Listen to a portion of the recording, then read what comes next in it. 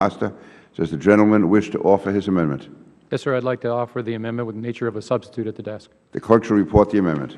Amendment in the nature of a substitute to H.R. 1801, offered by Mr. Cravaack. The amendment in the nature of a substitute was noticed to committee members in compliance with committee rules. The gentleman is recognized for 5 minutes in support of his amendment in the nature of a substitute.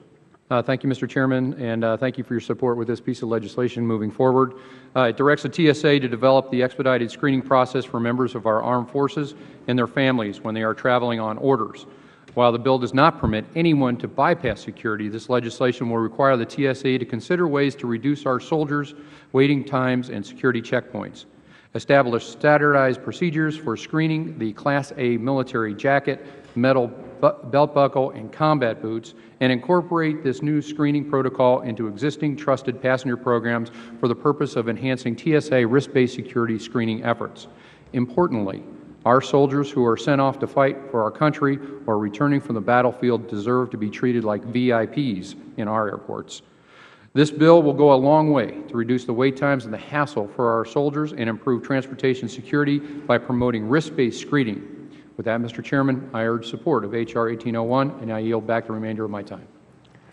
I thank the gentleman for offering the underlying legislation and the amendment in the nature of a substitute, which is certainly very much needed. Is there any further discussion on the amendment in the nature of a substitute?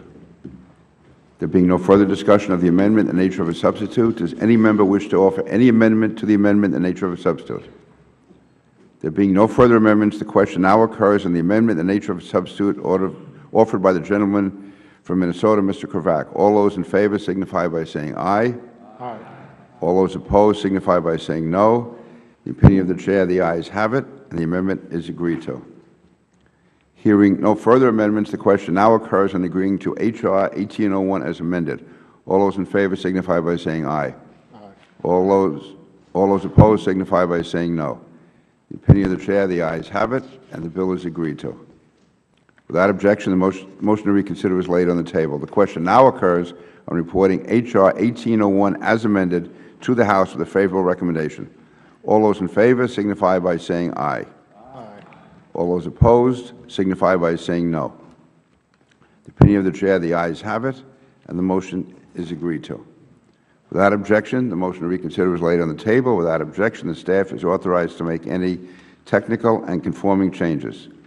I now call up H.R. 1165, the Transportation